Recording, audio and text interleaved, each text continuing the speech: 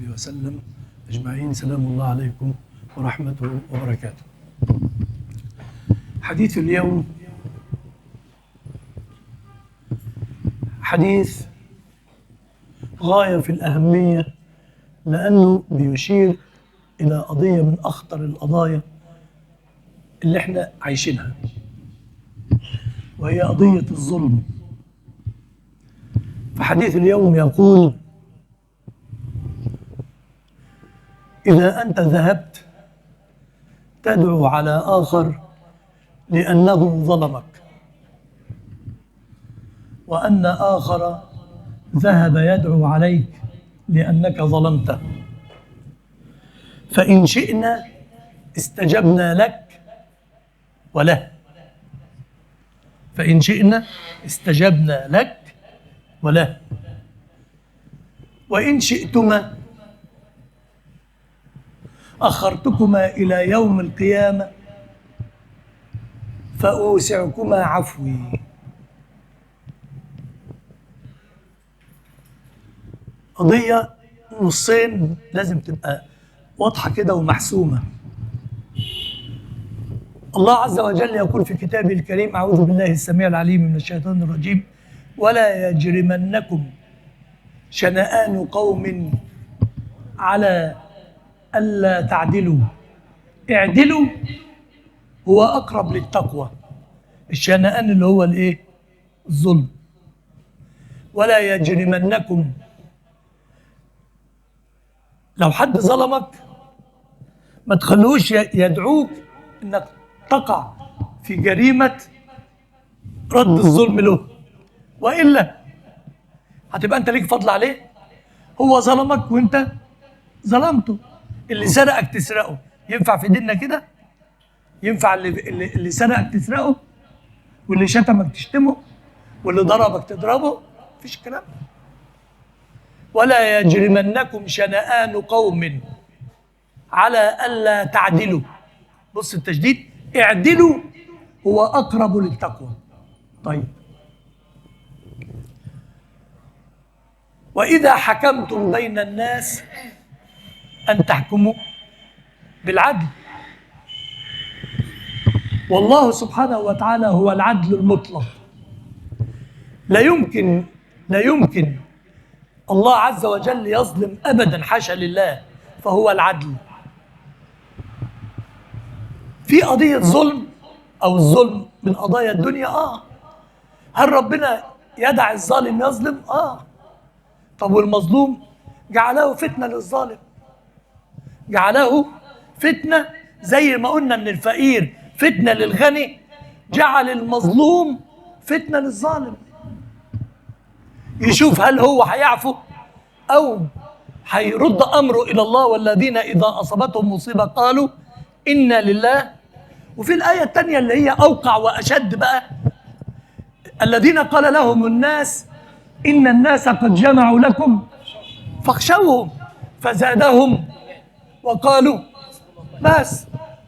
وقالوا حسبنا الله. قضية يقينية عقدية. وقالوا حسبنا الله ونعم الوكيل فانقلبوا.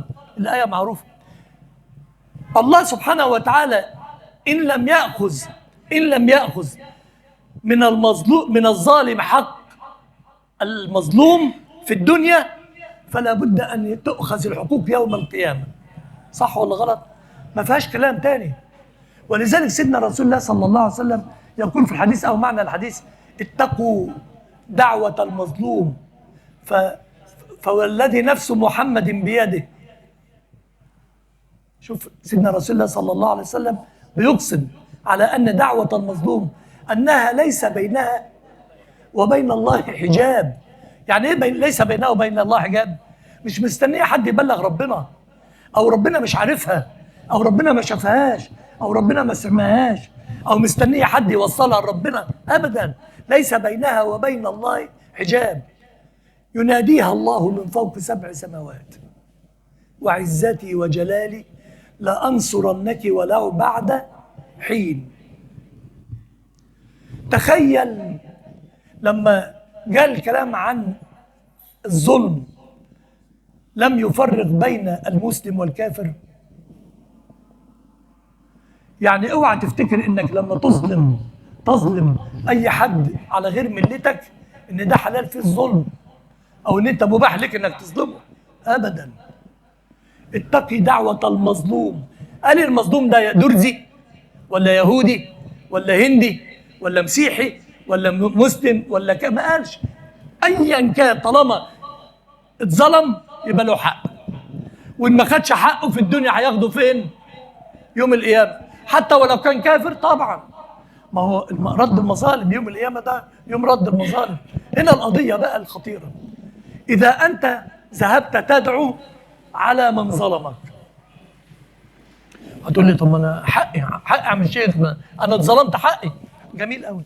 أنا عايز واحد بقى من اللي قاعدين يرفع إيده كده ويقول أنا ما ظلمتش.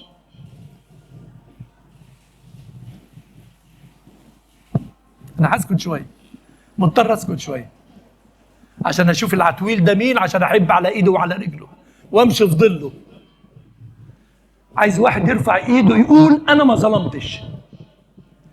لا ظلمت زوجة ولا ظلمت ابن ولا ظلمت اب ولا ظلمت ام ولا ظلمت جاري ولا ابن خالتي ولا ابن عمتي ولا اتحدى ان يكون في بني ادم ما ظلمش.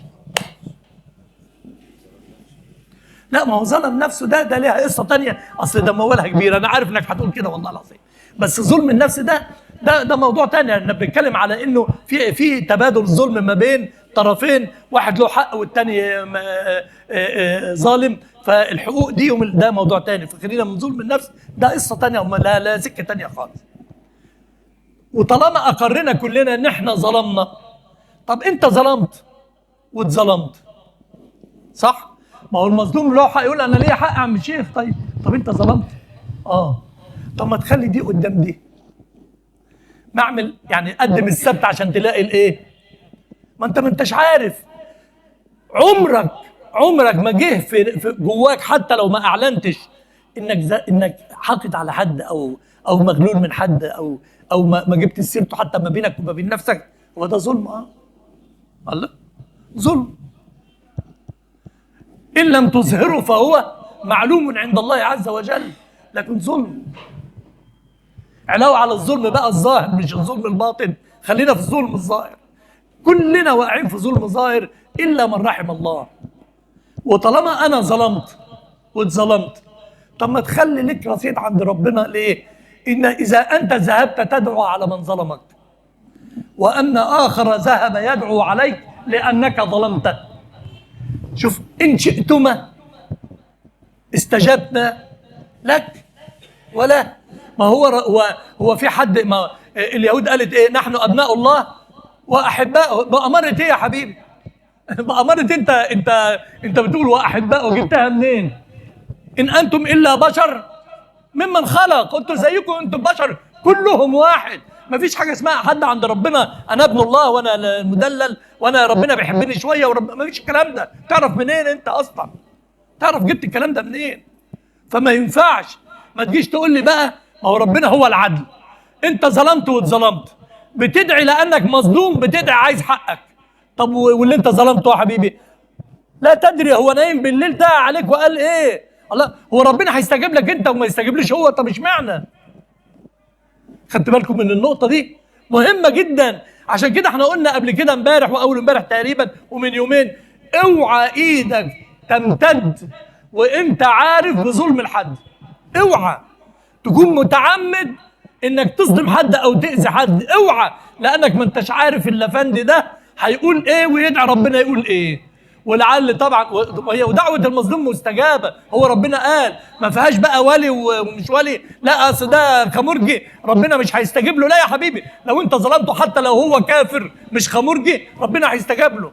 قضيه العدل محسومه لان ربنا عادل، كل واحد له حق ياخده، علشان ما يبقاش له حق عند ربنا يقول له يا رب انا ليا حق عندك بقى، انت ما جبتليش حق. ما ينفعش الكلام ده. احنا نقوله من بعض، نضحك على بعض، ولا تدلوا بها الى الحكام لتاكلوا ايه بالباطل. صح ولا لا؟ ما في الكلام ده نقوله في الدنيا، انما في الاخره عند ربنا يوم القيامه المحكمه هتنصب ما فيش الكلام ده. وإن شئتما أوسعتكما إيه؟